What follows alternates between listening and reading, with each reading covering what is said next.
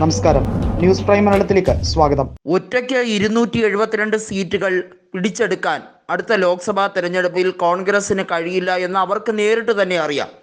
യാഥാർത്ഥ്യത്തെ അംഗീകരിച്ചുകൊണ്ട് തന്നെയാണ് അവർ ഇന്ത്യ മുന്നണി എന്ന വലിയൊരു സ്വപ്നം ആവിഷ്കരിച്ചതും അതുമായി മുന്നോട്ട് പോകാൻ തയ്യാറായതും.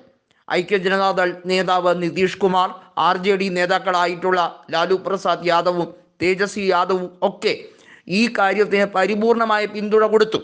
ഒപ്പം മഹാരാഷ്ട്രയിലുള്ള NCP നേതാക്കളും ശിവസേന നേതാക്കളും അതുപോലെ തന്നെ തമിഴ്നാട്ടിൽ നിന്നും DMK, അതായത് സ്റ്റാലിൻ്റെ DMK കൊടുത്ത കട്ട സപ്പോർട്ടുമൊക്കെ ഒരു മാസ് ഇഫക്റ്റായി ഇന്ത്യ മുന്നണിയിൽ കൃത്യമായി ഒരു ചലനത്തിന് പാതയൊരുക്കി.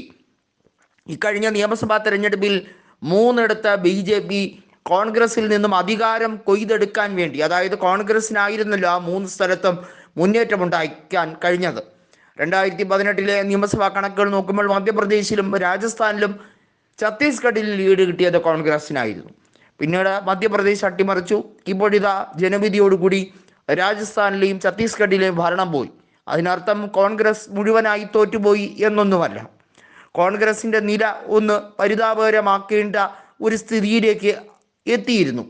പക്ഷെ അതിനെയൊക്കെ മാറ്റാൻ ഒരു 2 യോഗം കൊണ്ട് തന്നെ സാധിക്കും. ശുഭാപ്തി വിശ്വാസമാണ് എല്ലാത്തിനും അടിസ്ഥാനം.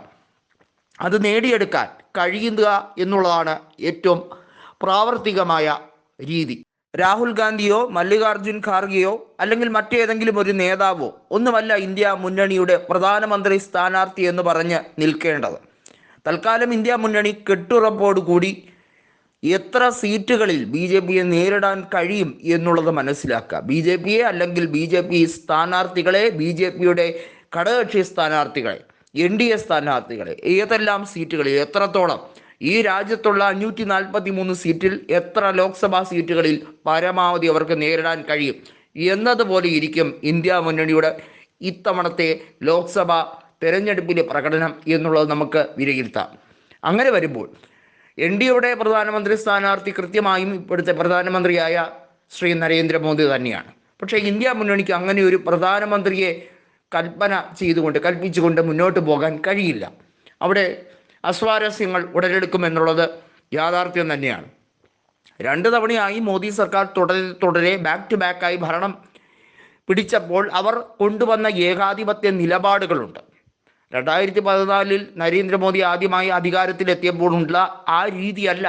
അതിൽ നിന്നുമൊക്കെ വളരെ വ്യത്യസ്തനായ ഒരു മോദിയാണ് 2019 ജനങ്ങൾ കാണുകയും കണ്ടറിയുകയും നേരിട്ട് കാണുകയും ചെയ്തത്. നോട്ട് നിരോധനം ഉൾപ്പെടെയുള്ള കാര്യങ്ങൾ മാത്രമേ ആദ്യഘട്ടത്തിൽ നടന്നുള്ളെങ്കിൽ 2ാം ഘട്ടമായപ്പോൾ വലിയ രീതിയിലുള്ള മാറ്റങ്ങൾ കൊണ്ടുവരാൻ, അത് സാർവദേശികമായി നടപ്പിലാക്കാൻ കൃത്യമായി സർക്കാർ നടപ്പിലാക്കാൻ വേണ്ടി ശ്രമിച്ചു.